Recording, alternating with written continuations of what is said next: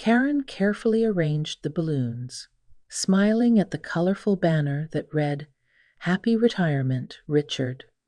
Her husband had spent the past 35 years climbing the corporate ladder, and tonight was a celebration of his success. But more than that, it symbolized the beginning of their golden years together. At least, that's what Karen thought. She stepped into Richard's office to tidy up, gathering stray papers into neat piles. As she opened the bottom drawer of his desk, a bright blue folder caught her eye. Curious, she pulled it out. On the cover, in Richard's unmistakable handwriting, were the words, "Retirement Plans." Karen's heart fluttered with excitement. He'd been secretive about their retirement, always changing the subject whenever she mentioned traveling together or taking up hobbies as a couple. Finally, she'd discover what he'd been planning so secretly. She settled into his leather chair, opened the folder, and began leafing through the pages. Her excitement quickly faded into confusion. And then, shock. Detailed itineraries filled the pages. A month-long fishing trip to Alaska, motorcycle rides across Route 66, gourmet cooking classes in Tuscany. All adventures carefully planned. Her name was nowhere to be found. Karen flipped faster, her heart racing. Surely, she thought, there must be something about us here. Maybe he'd planned something special separately. But each page confirmed the painful truth. Every reservation, every excursion, every dream listed meticulously. Without her. She paused, breathless, feeling a lump rise in her throat. Looking around the room, she saw family photos arranged carefully on the shelves. She was the photographer in almost every picture. Rarely was she captured inside the frame. "When did I become invisible?" Karen whispered, her voice trembling.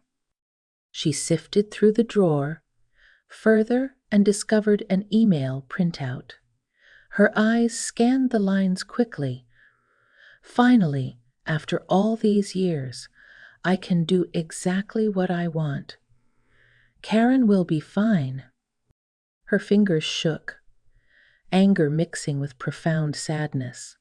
Karen realized that she'd devoted her entire adult life, her teaching career, her personal dreams, to support Richard's success. Now it was clear he had built his perfect retirement, and she wasn't part of it.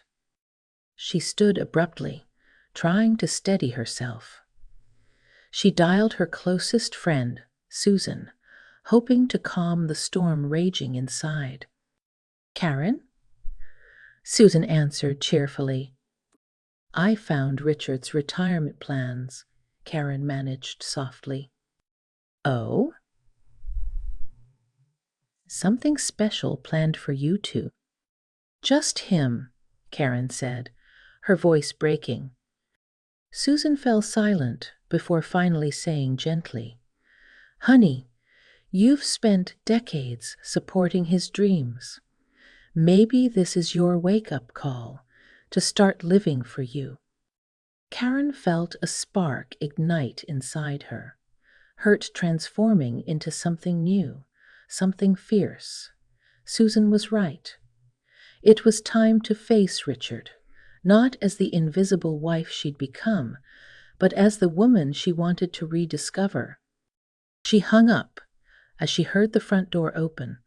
Richard stepped inside, his face lit up with excitement. He didn't notice her shaking hands or the folder she was gripping tightly. "Honey, guess what? I finally booked that Alaskan fishing trip. It's happening next month." Karen felt a rush of courage as she stepped forward, her gaze steady and determined. "Richard, I know about your retirement plans," she said calmly, clearly.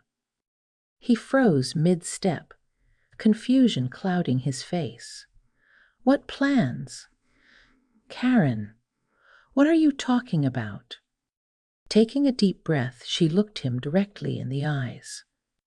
Why am I nowhere in them? Richard stood speechless, his excitement fading into an expression of shock. Have you ever felt invisible to someone you've spent your whole life supporting?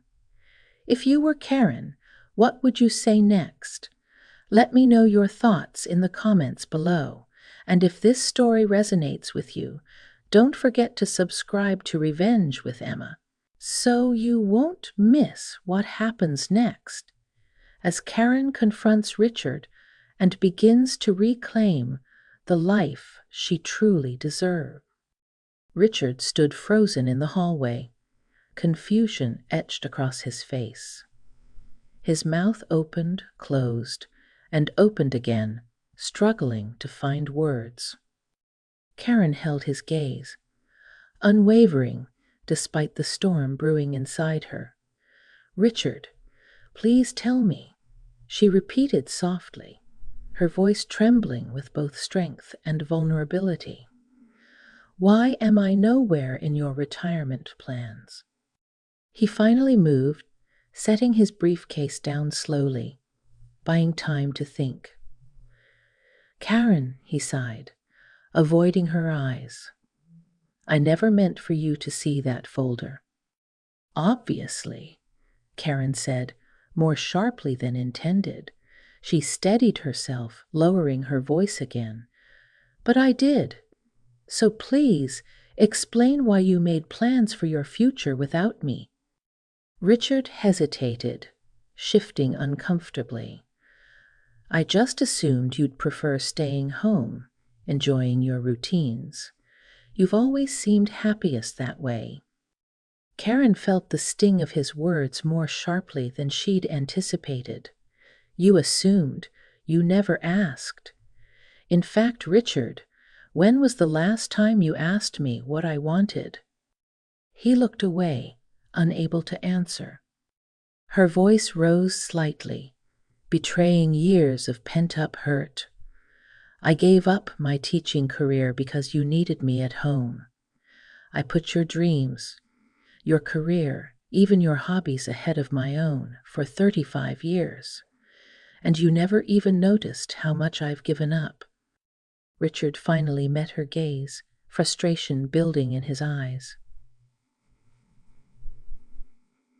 Karen, I worked hard to build this life for both of us.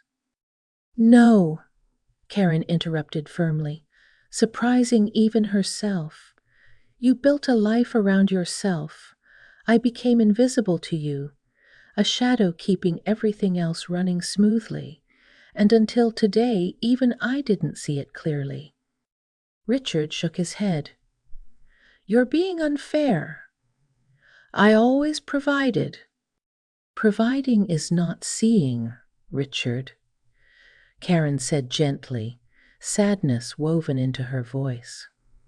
Providing is not caring enough to ask, what makes me happy or fulfilled? Richard slumped into a chair, stunned. Karen paused, breathing deeply as she gathered her courage. I'm not going to wait around while you travel the world alone. I'm going to rediscover who I am. Richard looked up sharply, uncertainty clouding his eyes. What do you mean? Karen felt a sudden warmth of determination. I enrolled in a pottery class and a conversational Italian course today. Things I've dreamed of doing for years. Richard stared, clearly struggling to comprehend. Pottery? Karen, why didn't you say anything before? Because you weren't listening, she said quietly, sadly. The following morning, Karen opened her laptop to find an unexpected email, International Teaching Opportunity for Retired Educators. Her friend Susan had recommended her. Karen's heart quickened as she scanned the words. Florence, Italy. Her pulse raced, excitement mingling with fear. Could she really do something so bold at 61? Richard appeared in the doorway, interrupting her thoughts. Karen, about yesterday. He started awkwardly. Maybe you can join me on some shorter trips. You know, a compromise? Karen closed the laptop firmly, her resolve crystallizing. No, Richard. I'm done compromising my dreams to fit into your leftovers. He stepped back, startled by her newfound strength. Then what are you saying, Karen? I'm saying, she said, her voice strong and clear, it's time I made retirement plans of my own. Karen stood, taking the laptop and heading out to the garden, leaving Richard staring after her in disbelief. Her heart pounded, not from fear, but from exhilaration. For the first time in decades, Karen was finally visible. Karen stared at her computer screen, her heart racing as she reread the email again. The words leaped out with startling clarity. Congratulations, Karen. We'd be honored to have you join our international teaching program in Florence, Italy. She leaned back, stunned. Could she really leave everything she knew behind for half a year? Her children were grown. Her children were grown. Her husband had clearly mapped out his own path, and her home had become a quiet echo of the past. The thought of teaching again, especially in a city she'd dreamed of visiting her entire life, sparked a thrill of excitement she'd nearly forgotten. Florence? She whispered softly, tasting the word as if it held magic. A knock at the door snapped her back to reality. Richard entered cautiously, noticing the look on her face. Everything okay, Karen? She hesitated, then turned the screen toward him. Richard paled, visibly. You actually applied. Karen raised an eyebrow, steadying her voice. You still think this is just some whim? He shook his head, flustered. Karen, be realistic. We've been married 35 years. You can't just leave. And you could. She shot back, gentle yet firm. He faltered, dropping into the chair across from her. That's different. Karen leaned forward slightly, her voice softer now. Why, Richard? Because your dreams count, and mine don't. He opened his mouth, then closed it again, unable to respond. A quiet sadness washed over her. I've spent years accepting that idea, but I don't accept it anymore. I'm going to Florence. Weeks later, Karen found herself in front of her children, Michael and Lisa. Nervously, she explained her plans, bracing herself for their reactions. Michael spoke first, slowly smiling. Lisa squeezed her mother's hand warmly. Exactly. You've earned this, Mom. Don't let anyone, especially Dad, hold you back. Karen felt tears sting her eyes, a mixture of relief and pride swelling in her chest. For the first time in years, she felt truly seen, even if Richard still couldn't fully grasp it. As the departure day approached, Richard's discomfort grew evident. Karen watched him move silently around the house, tense and brooding. Then, the night before her flight, he finally broke the silence. If you do this, Karen, I don't know what'll happen to us. She considered his words carefully, choosing honesty. "I don't know either, Richard. But if I don't go, I'll spend the rest of my life regretting what could have been." Richard sighed deeply, avoiding her eyes. Finally, he spoke, softer, tentative. "Maybe. Maybe I could visit you. I can postpone Alaska, just for a little while." Karen turned to him, genuinely surprised. Was Richard finally starting to understand? "Would you actually do that?" she asked quietly.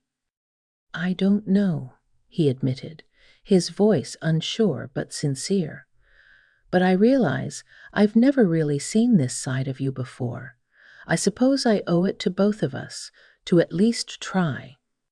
Karen nodded thoughtfully, touched yet cautious. "Maybe you do."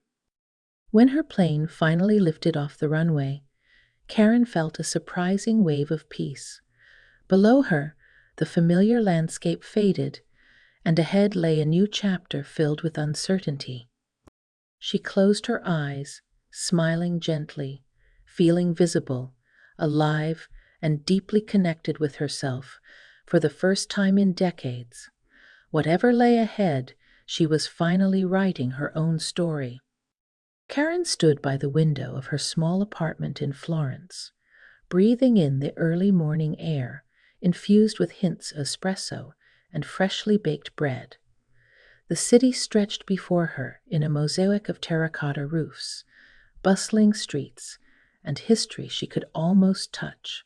A sense of wonder filled her, mixed with uncertainty about the journey ahead. Her first day teaching arrived quickly. She stepped into the sunlit classroom, heart fluttering with nerves and excitement. Students of various ages looked up curiously, waiting. She cleared her throat gently, smiling warmly. "Good morning, everyone. My name is Karen, and I'm here not just to teach you English, but to share stories, yours and mine." Within minutes, she felt herself reconnecting with her long dormant passion. Conversations flowed naturally, laughter bubbled up freely, and suddenly Karen felt decades younger, her spirit renewed. After class, she ventured into the city, exploring winding streets filled with art and culture. Each day, Florence revealed something new: a hidden cafe, a quiet courtyard, or a tiny gallery. She enrolled in cooking lessons, learned pottery from a vibrant Italian artist named Elena, and discovered friends who valued her voice and experiences in ways she hadn't known she missed. Slowly, Florence began to reshape Karen, not into someone new, but into the woman she'd always been beneath layers of compromise and invisibility. Weeks passed, and Richard kept his promise.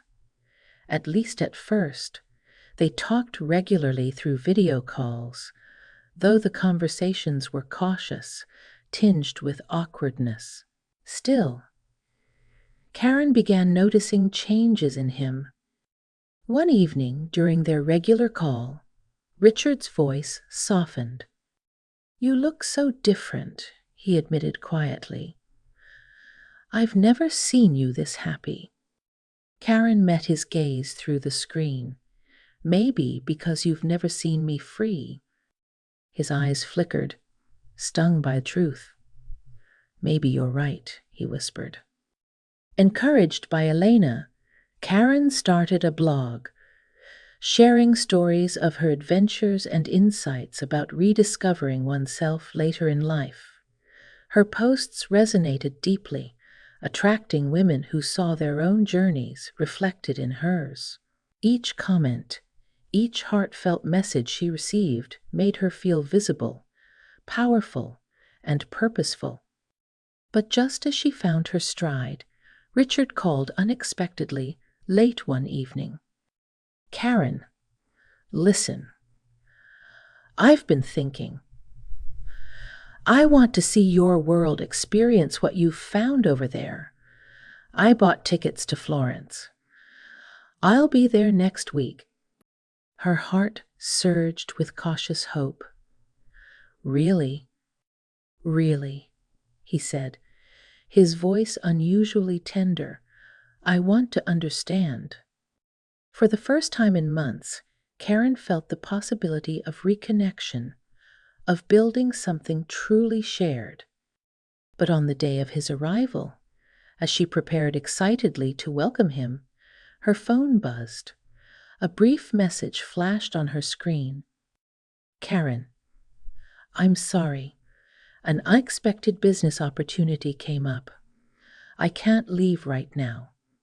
I'll reschedule soon." She sank onto the sofa, the familiar ache of disappointment flooding back. She wasn't surprised, but the sting was deep. Once again, she'd been pushed aside, relegated to second place. Yet, this time was different. Karen closed her eyes, breathing deeply. The woman who'd once quietly accepted being invisible was gone. She'd found her voice, her passion, her own vibrant life. She refused to dim that light ever again, especially for someone who couldn't or wouldn't. Opening her eyes again, Karen stood determined.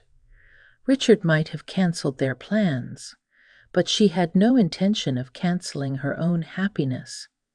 From now on, she promised herself, she'd never be invisible again.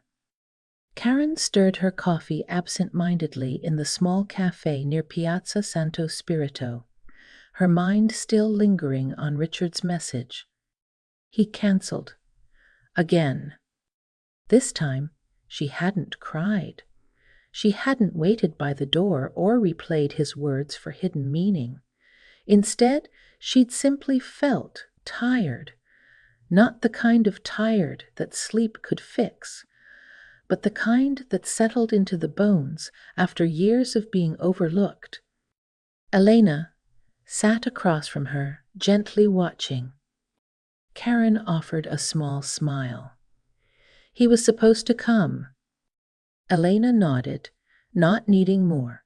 Some people take longer to change, if they change at all. Karen looked out the window at the bustling street, her voice low. "I spent most of my life putting him first, and even now, after everything, he still doesn't show up." Elena leaned in. "Then maybe it's time to stop waiting." That afternoon, Karen returned to the art class she'd recently joined. She had surprised herself by picking up a paintbrush again, something she hadn't done since college. The moment she touched canvas, color poured from her soul. "You have a story in your strokes," her art teacher had said. She had smiled then, not realizing just how true those words were. That day, she painted without hesitation, bold colors, sharp edges. A woman standing at the edge of a cliff, wind in her hair, eyes wide open. Karen, Karen. Later that week, she received a call from Lisa. "Mom," her daughter began hesitantly. "Dad's not doing so well." Karen's chest tightened. "What do you mean?" "He's been home for weeks. Canceled all his travel. Doesn't really talk to anyone. He just sits and reads your blog." Karen blinked. "My blog?" "Yes," Lisa said, sounding surprised herself. "He doesn't say much, but I think he's seeing you.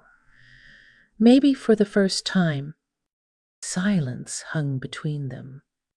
Finally, Karen spoke. "I hope he's seeing more than just me." That evening, her laptop pinged. A video call. "Richard, She hesitated, then answered. He looked different, tired, uncertain, not the polished executive she remembered. "Hi," he said softly. "Hi.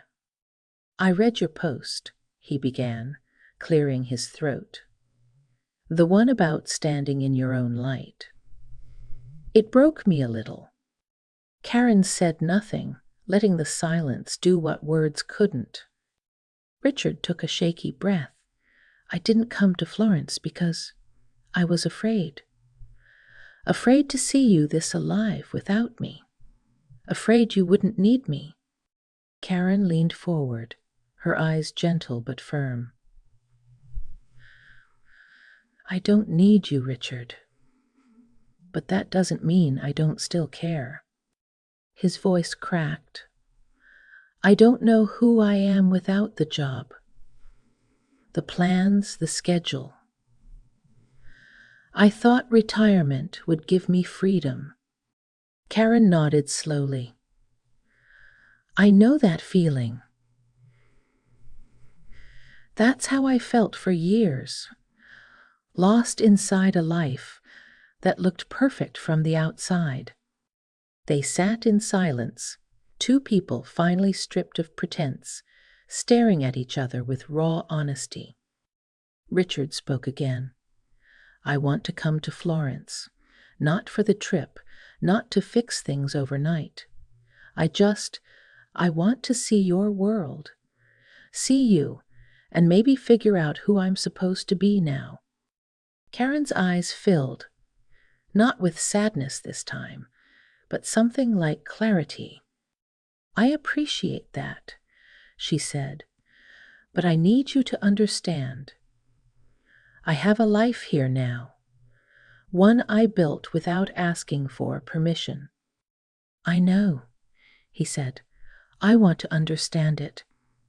I want to be part of it. If you'll let me." Before she could respond, a new message arrived in her inbox. She opened it, scanning the words. Her school wanted to extend her contract. One more year, a promotion, a chance to lead a new program that blended art, language, and community for older women in Florence. Karen exhaled. The decision bloomed slowly in her chest like spring after a long winter. She looked up at Richard on the screen. "I've been offered more time here," she said. "More responsibility. It's not just a teaching job anymore. It's something bigger, something meaningful." He nodded slowly. "Then I guess we're both standing at a crossroad." She smiled softly. "Yes. But this time I'll choose the direction. To be continued."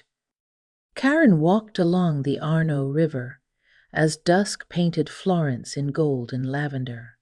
The letter confirming her contract extension was folded neatly in her bag. One more year in this city, one more year to teach, to paint, to live on her own terms. And yet, Richard's words lingered. "I want to see your world.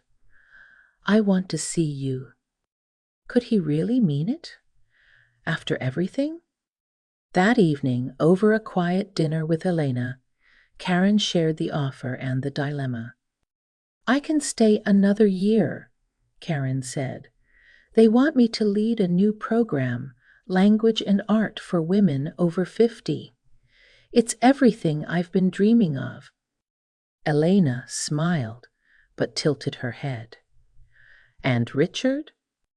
Karen stirred her wine. "He says he wants to come, to stay for a while, not as a tourist.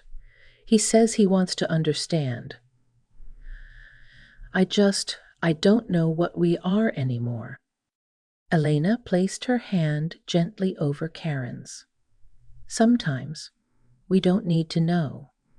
We just need to decide what kind of life we want and see who's willing to walk with us." Karen nodded slowly, letting the words settle in her bones. She didn't have to go back to what was. She could move forward into what could be. A week later, Karen stood on the train platform, waiting. And then, there he was, Richard. Slightly thinner, hair grayer than she remembered, a humble suitcase in hand. No designer luggage, no self-important air, just a man with uncertain eyes, looking for something real. He approached slowly, unsure whether to smile or speak. Karen took a breath. "Welcome to Florence," she said softly. Richard's smile was small, but real. "You look radiant." They walked in silence through the streets until they reached her apartment. As Karen opened the door, Richard paused. "Are you sure I should be here?" She looked at him, really looked, and said, "Only if you're willing to see me for who I am now, not who I used to be." He nodded. "That's exactly why I'm here." Over the following weeks, Richard became a quiet observer. He watched Karen teach with passion, collaborate with her students, sketch ideas for her community program. He sat in the back of her art class one afternoon, stunned by a portrait she painted. A woman alone in a crowd, vivid and electric in a world of muted grays. "That's you, isn't it?" he said afterward. Karen just smiled. It was. He joined her at local cafes, helped her set up for workshops, and began to engage, not as the center of the story, but as someone willing to support it. One afternoon, he turned to her and said, "I always thought I needed to lead, but maybe what I really needed was to follow you here." The project Karen had been asked to lead, Women Seen, launched officially that fall. It was more than classes. It was a movement. Midlife and older women gathered weekly to share stories through language and art, tales of marriages, betrayals, rediscovered dreams, and voices long silenced. Karen guided each one with compassion and fire. At the opening night of their first community exhibit, the room buzzed with emotion. Paintings lined the walls. One showed a faceless woman standing beside a man holding a map. She was fading out of the frame. Another displayed a vibrant older woman, hands dipped in color, surrounded by light. Karen stood before the crowd, no longer nervous, no longer uncertain. "I spent decades believing my job was to stay in the background," she began, "to support, to smooth over, to make space for others. I didn't realize I had disappeared, even from myself." She scanned the room, eyes landing on Richard near the front. He stood still, eyes moist, hand pressed gently to his chest.